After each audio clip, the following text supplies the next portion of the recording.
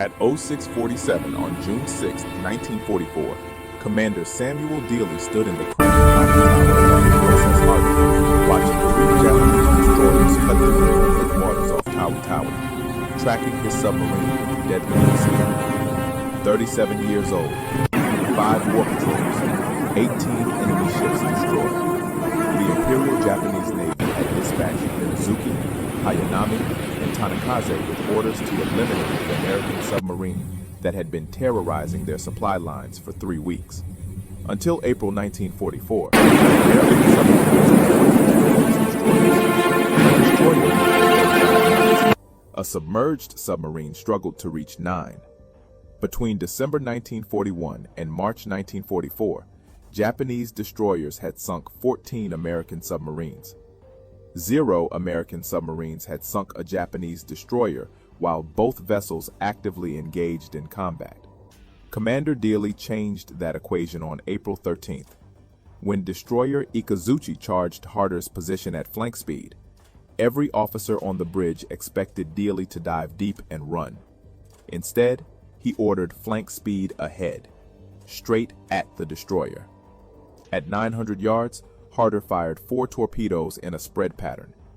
2 torpedoes struck amidships. The destroyer exploded and sank in 5 minutes. Dealey's radio report became famous throughout the Pacific Submarine Force. Expended 4 torpedoes and 1 Jap destroyer. Admiral Soimu Toyota, commander-in-chief of the Japanese Combined Fleet, didn't find it amusing. Between January and May 1944, Japan had lost 23 destroyers. Operation Ago, the plan to destroy the American invasion fleet at the Philippines, required precise coordination. Losing destroyers to submarine attacks disrupted everything. By late May, Toyota had concentrated the mobile fleet at Tawi Tawi anchorage. 4 battleships including Yamato, 9 carriers, 15 cruisers, 28 destroyers. The largest concentration of Japanese naval power since Midway. American codebreakers knew they were coming. Admiral Charles Lockwood sent Harder to patrol the waters around Tawi Tawi and attack targets of opportunity. For 9 days, Harder operated undetected. Then, on June 6th at 0300, a Japanese patrol plane spotted Harder's periscope wake 15 miles north of Tawi Tawi. 3 destroyers responded immediately. If you want to see how Dealey's aggressive tactics turned out against 3 destroyers hunting him simultaneously, please hit that like button. It helps us share more forgotten stories about the submarines that changed naval warfare. Please subscribe. Back to Dealey. Commander Dealey studied the lead destroyer through his periscope. Minazuki, 1,250 tons, 4 5-inch guns. She was closing fast, zigzagging to avoid torpedo attacks. Behind her, 2 more destroyers spread out in a search pattern, boxing Harder into a kill zone. Dealey swung Harder's bow directly at Minazuki. Range, 1,100 yards. Time to collision, 96 seconds. Every man in Harder's conning tower knew what down the throat meant. You fire torpedoes straight at an attacking destroyer's bow, then dive beneath her keel. If your torpedoes miss, the destroyer drops depth charges directly on your position. If you dive too late, the destroyer rams you. At 750 yards, Dealey fired 3 torpedoes. Take her down, 300 feet. Harder's bow dropped at a 30-degree angle. 40 seconds after firing, 2 explosions shook Harder so violently that light fixtures shattered. Then a 3rd explosion lifted Harder's stern 6 feet before slamming back down. Dealey climbed to periscope depth. Where Minazuki had been, he saw debris and an oil slick. The destroyer had broken in half and was sinking. The other 2 destroyers were racing away, dropping depth charges at random. Admiral Toyota received the news at 0900. He ordered 6 more destroyers to find the submarine. By noon, Japanese patrol planes were searching every 20 minutes. But Dealey wasn't finished hunting. June 7th, 0230. Harder surfaced to recharge batteries. The night was pitch black. No moon, heavy cloud cover. Perfect conditions. At 0312, radar contact. Single ship, bearing 095, range 8,000 yards, closing fast. The contact was moving at 28 knots. Definitely a destroyer. Destroyer Hayanami, 1,700 tons, had been searching for American submarines since 0100. Her captain, Commander Hideo Kuboki, had received orders to return to base at 0300. He was exhausted. Nobody expected an American submarine to attack on the surface at night. Dealey ordered flank speed. Harder's diesel engines pushed the submarine to 21 knots. He was closing the range deliberately. Get inside the destroyer's radar detection range before they spotted you. At 4,000 yards, Hayanami's radar operator picked up a surface contact. Small, moving fast. Probably another destroyer returning to base. At 3,000 yards, Kuboki realized his mistake. American submarine. He ordered flank speed and turned to ram. Too late. At 2,300 yards, Dealey fired 4 torpedoes. 2 struck Hayanami's starboard side near the aft magazine. The explosion tore the destroyer's stern completely off. The ship rolled 90 degrees, her propellers still spinning as she went under stern first. Kuboki and 147 sailors died. Dealey submerged immediately. Japanese patrol planes would arrive within minutes. 2 destroyers in 24 hours. The Imperial Japanese Navy was hunting him with everything they had. Admiral Toyota was furious. 2 destroyers lost in 2 days to the same submarine. He pulled 8 destroyers from convoy escort duty and organized them into hunter-killer groups. Their only mission? Find and destroy the American submarine operating near Tawi Tawi. Every destroyer captain received the same orders. Maximum aggression, no retreat, kill that submarine. On June 8th, Dealey took Harder south towards Sebutu Passage, the narrow strait between Tawi Tawi and Borneo. Japanese destroyers patrolled that passage constantly. Dealey wanted to see how many he could sink before they figured out his tactics. At 1400 hours, lookouts spotted 2 destroyers steaming in formation, Tanikaze and an unidentified escort. Both were moving at 25 knots, conducting a standard search pattern. Dealey studied their movements for 90 minutes. The destroyers were following a predictable zigzag pattern, changing course every 8 minutes. That gave him maybe 30 seconds to set up a shot after each turn. He positioned Harder directly in their path and waited. At 1630, Tanikaze turned toward Harder's position. Range, 3,000 yards. Dealey let her close. 2,500 yards. 2,000. 1,500. At 1,200 yards, he fired 4 torpedoes at 17-second intervals. The first torpedo missed. The second struck Tanikaze near the bridge. The third hit the forward magazine. The explosion was so massive that Harder's crew heard it clearly underwater, even with the hatches sealed. Tanikaze's bow section separated from the main hull. Both pieces sank within 3 minutes. The escort destroyer immediately turned and charged Harder's position, dropping depth charges as she came. Dealey took Harder deep. 400 feet. The depth charges exploded overhead, shaking the submarine violently but causing no serious damage. After 40 minutes, the destroyer gave up and withdrew. 3 destroyers in 3 days. Admiral Toyota was about to make a decision that would change the entire course of the Battle of the Philippine Sea. But first, Dealey had 1 more destroyer to sink. And this time, he was going to do it in broad daylight, with 2 Japanese destroyers watching. June 9th, 0500. Dealey took Harder to periscope depth, 12 miles southwest of Tawi Tawi. What he saw made every man in the conning tower hold their breath. Dead ahead, 4 Japanese destroyers steaming in line abreast formation, actively searching for submarines. Their sonar was pinging so loud, Harder's sound operator could hear it without headphones. Dealey had 8 torpedoes remaining. 4 destroyers meant he'd get maybe 2 shots before they overwhelmed him. He studied their formation through the periscope. The lead destroyer was zigzagging aggressively. The second was maintaining a steady course. That was his target. At 0612, the second destroyer turned directly toward Harder's position. Range, 4,000 yards. Dealey waited. 3,000.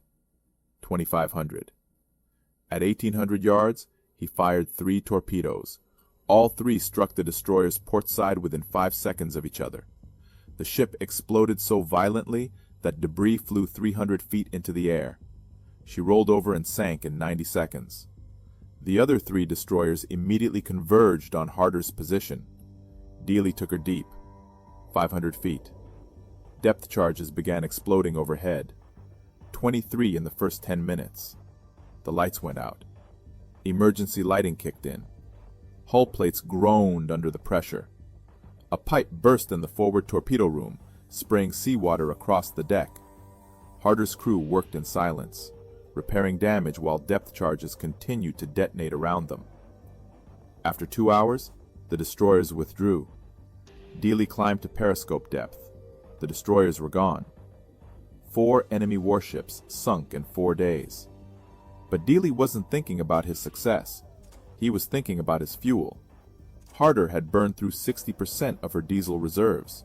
She had maybe 3 more days before she'd have to withdraw to Fremantle. Admiral Jisaburo Ozawa, commander of the Japanese mobile fleet at Tawi Tawi, received reports of the attacks at 1400 hours on June 9th.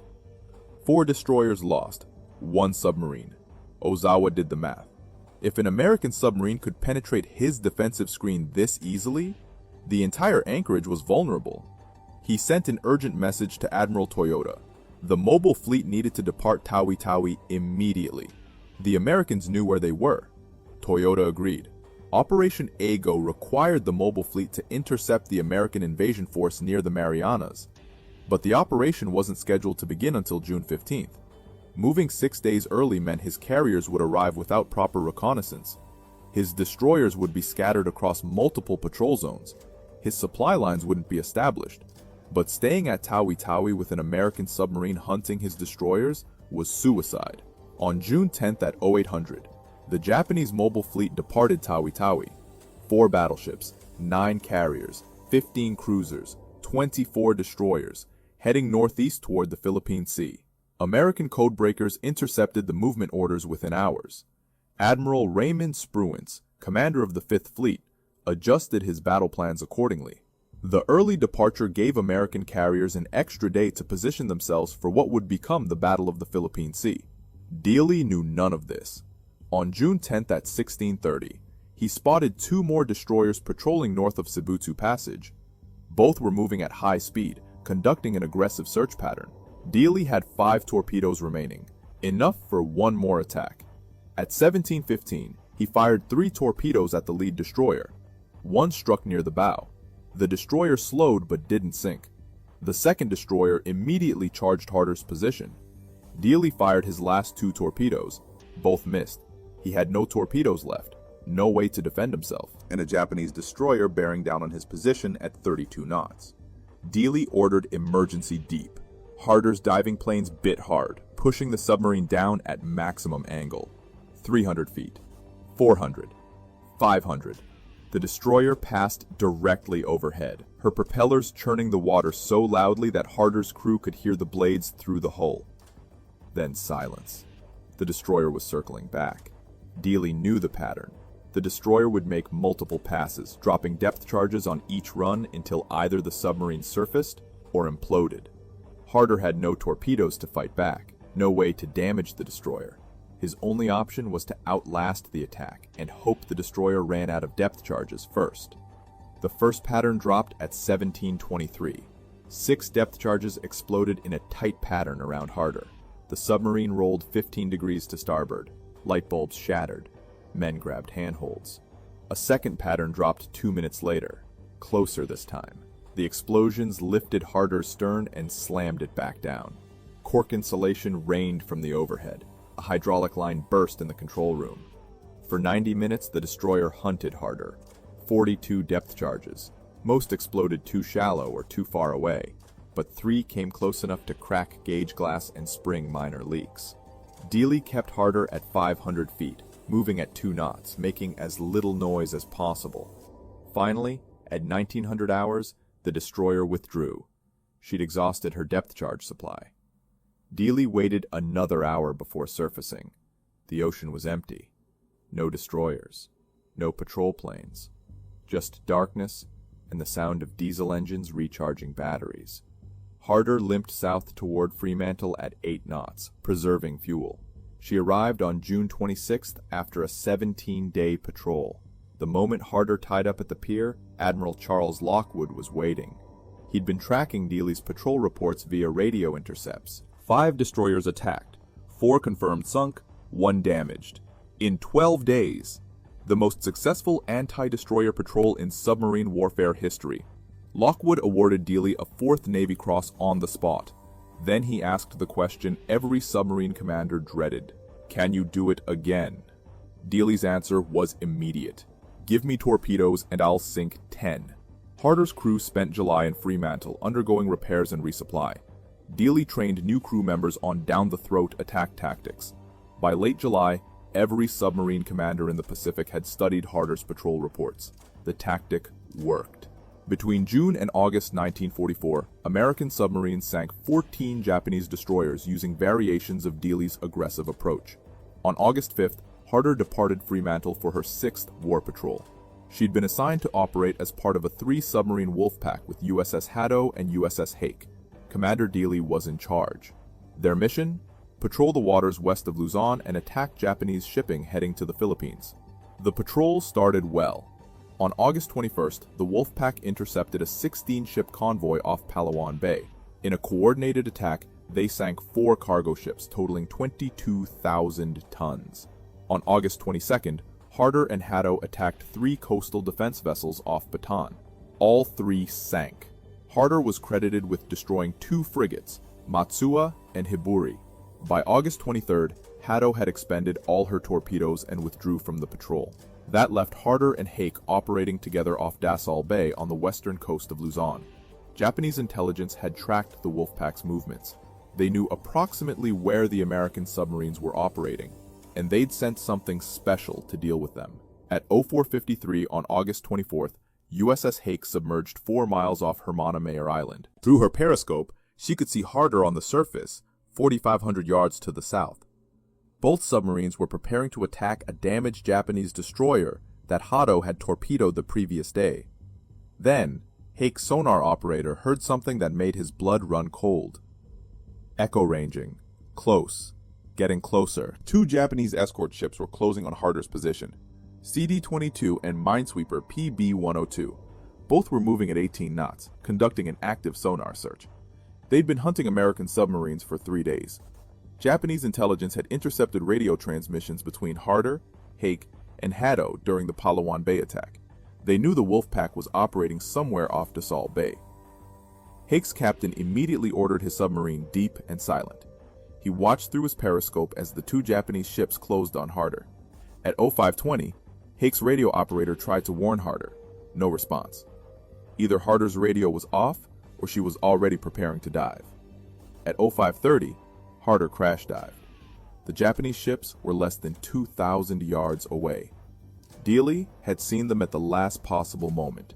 He took Harder down fast, ordering flank speed and maximum dive angle.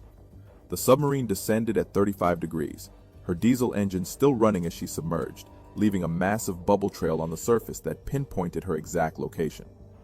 CD-22 sonar operator had a perfect contact. Range, 1,200 yards. Depth, approximately 200 feet. Still diving.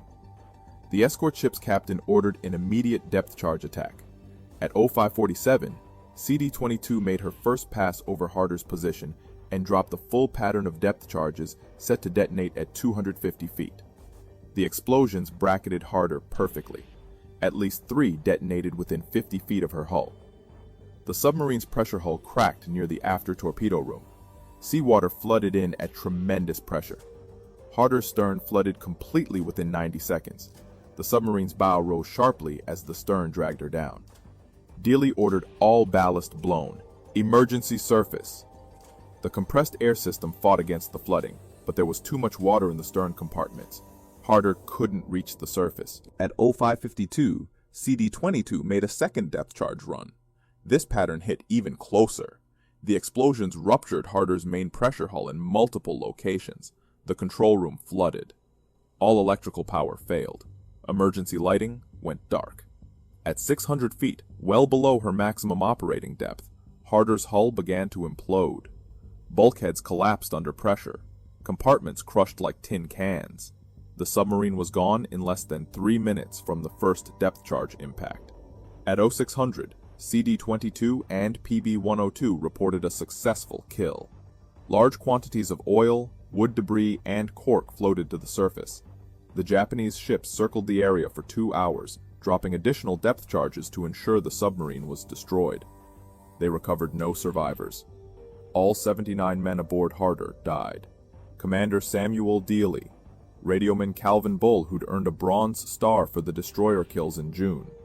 Every officer and sailor who'd helped make Harder the most feared submarine in the Pacific. USS Hake remained submerged until nightfall. Her captain filed a contact report describing Harder's loss. The message reached Admiral Lockwood at 0800 on August 25th. Lockwood immediately suspended all submarine operations in the Dassel Bay area and ordered every boat to withdraw to safer waters. The news reached the United States in early September. The Navy Department announced that USS Harder was presumed lost with all hands. No additional details were provided. Submarine operations were classified. The American public wouldn't learn the full story of Harder's 5th Patrol until after the war ended. But the Japanese knew. Admiral Toyota received the report on August 26th. The submarine that had terrorized his destroyer fleet for 3 months was finally gone. He ordered a commendation for CD-22's crew. What Toyota didn't know was how much damage Dealey had already done, and how his 4 days in June had changed everything. The Battle of the Philippine Sea began on June 19, 1944, 9 days after Harder sank her 4th destroyer off Tawi Tawi.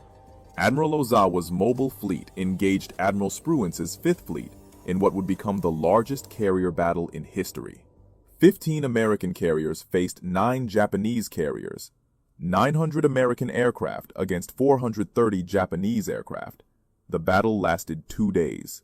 American pilots shot down 376 Japanese aircraft, while losing only 30 of their own. American pilots called it the Great Marianas Turkey Shoot. 3 Japanese carriers sank: Taiho, Shokaku, Hio.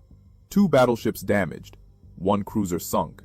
The Imperial Japanese Navy lost 75% of its carrier air groups and would never recover. But the battle might have gone differently if Admiral Ozawa had arrived on schedule. His original plan called for the mobile fleet to depart Tawi Tawi on June 15th. That would have given his reconnaissance planes 4 days to locate the American fleet before the battle began. His carriers would have been fully supplied, his destroyer screens properly organized, his battle plan coordinated with land-based aircraft from the Philippines. Instead, Harder forced him to leave 6 days early. Ozawa arrived in the Philippine Sea on June 14th with his fleet scattered across 200 miles of ocean. His reconnaissance aircraft had burned through their fuel reserves during the early departure and couldn't conduct proper searches. His destroyers were still regrouping from anti-submarine patrols around Tawi Tawi, and his supply ships were 3 days behind schedule. When American carrier aircraft found Ozawa's fleet on June 19th, his carriers were still launching aircraft. His combat air patrol was undermanned. His fleet formation was disorganized. The Great Marianas Turkey Shoot happened because Ozawa wasn't ready. And Ozawa wasn't ready because Dealey had sunk 4 destroyers in 4 days and convinced the Japanese that Tawi Tawi was too dangerous. Admiral Lockwood understood this immediately. In his post-war memoir, he wrote that Harder's 5th Patrol was the most strategically important submarine operation of the Pacific War. 4 destroyers sunk meant 4 fewer escorts protecting Japanese carriers. But forcing the mobile fleet to depart early meant the entire Japanese battle plan collapsed before the first shot was fired. Between December 1941 and August 1944, American submarines sank 1,314 enemy ships, totaling 5.3 million tons. Japanese merchant vessels, cargo ships, tankers, troop transports, but only 29 warships. Most submarine captains avoided warships. Too dangerous, too well armed, too fast. Dealey proved that submarines could hunt warships successfully. His down-the-throat tactic worked because it violated every assumption Japanese destroyer captains made about submarine behavior. Submarines weren't supposed to charge destroyers. They were supposed to run. When Harder charged, Japanese captains hesitated. That hesitation cost them 12 seconds. 12 seconds was enough time for torpedoes to close the range and strike. By war's end, American submarines using Dealey's tactics had sunk 214 Japanese warships, 4 aircraft carriers, 1 battleship, 9 cruisers, 38 destroyers. The rest were submarines, escorts, and patrol craft. Japan started the war with 63 destroyers. They built 49 more during the war. American submarines sank 38. Harder accounted for 4 of them in 4 days. On March 27, 1946, President Harry Truman presented Commander Samuel Dealey's Medal of Honor to his widow, Edwina Dealey, in a ceremony on the White House lawn. The citation read in part, "This remarkable record of 5 vital Japanese destroyers sunk in 5 short-range torpedo attacks attests the valiant fighting spirit of Commander Dealey and his indomitable command." The Navy named a destroyer escort after him, USS Dealey, commissioned in 1954. She served until 1972. Harder received the Presidential Unit Citation for her first 5 war patrols, 6 battle stars for World War II service. Her motto, "Hit 'em harder," became legendary throughout the submarine force. But her real legacy was the tactical revolution she started. Before Harder's 5th patrol, submarine doctrine emphasized stealth and evasion. If a destroyer detected you, you ran. You went deep, rigged for silent running, and hoped the depth charges missed. Engaging destroyers in direct combat was considered suicide. The math didn't work. Destroyers were faster, better armed, and designed specifically to kill submarines. Dealey changed that math by understanding one critical fact about destroyer captains. They expected submarines to run. When a submarine charged instead, the destroyer captain had to make an instant decision with incomplete information. Turn left, turn right, maintain course, fire guns, all while torpedoes closed the range at 46 knots. Most captains chose wrong. By the time they realized their mistake, the torpedoes were already hitting. Between June and December 1944, 12 American submarines adopted Dealey's aggressive tactics. USS Tang sank 2 destroyers. USS Trigger sank 1. USS Barb sank 1 destroyer and damaged another. USS Flasher sank 3 escort vessels using down-the-throat attacks. The tactic's success rate was 63%. For every 5 attacks, submarines sank 3 destroyers and damaged 1 more. Only 1 in 5 attacks failed completely. Japanese destroyer captains adapted. By late 1944, they'd developed counter-tactics. When a submarine charged, destroyers would turn away and circle back, forcing the submarine to expose her broadside to torpedo attacks from other destroyers in the formation. Or they'd slow down deliberately, letting the torpedoes pass ahead while closing for a ram. The tactic still worked, but the success rate dropped to 40%. American submarine losses increased. Between August and December 1944, 9 submarines were lost to destroyer attacks. Tang sank on October 24th, when her own torpedo circled back and hit her. Harder went down on August 24th. Darter ran aground on October 23rd while pursuing a destroyer. But even with higher losses, submarines were sinking more enemy ships than ever before. The aggressive tactics worked. Admiral Lockwood faced a difficult choice. Recall all submarines and return to defensive tactics, or accept higher losses in exchange for destroying Japan's convoy system completely. He chose aggression. Between January and August 1945, American submarines operating under aggressive patrol doctrines sank 437 Japanese merchant ships and 53 warships.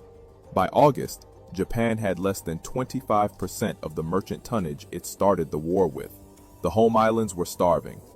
Factories were shut down for lack of raw materials. The Imperial Japanese Navy couldn't fuel its remaining ships.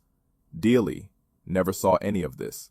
He died 3 months after his greatest victory, killed by the same type of escort ship he'd spent a year learning to destroy. But his tactics continued. Every submarine commander in the Pacific studied Harder's patrol reports. Every attack plan referenced the down-the-throat doctrine. Every torpedo solution included calculations for charging destroyers. On May 22, 2024, 80 years after she sank, An underwater exploration team led by Tim Taylor and the Lost 52 project discovered Harder's wreck in the South China Sea. She sits upright on the seafloor at a depth of 3,750 feet, 12 miles west of Dassault Bay, where she made her last dive. Her pressure hull remains mostly intact, except for depth charge damage near the conning tower. The wreck is a protected war grave. No salvage operations are permitted. But finding Harder meant something more than locating a shipwreck. It meant bringing closure to families who'd waited 80 years for answers, and it meant honoring 79 men who changed naval warfare forever. Today, Harder's story lives on in unexpected ways. At the United States Naval Academy in Annapolis, Maryland, submarine tactics instructors still teach the down-the-throat attack as a case study in aggressive warfare. Not because modern submarines use the same tactic. Modern torpedoes are wire-guided and don't require close-range attacks, but because Dealey's approach demonstrates a fundamental principle.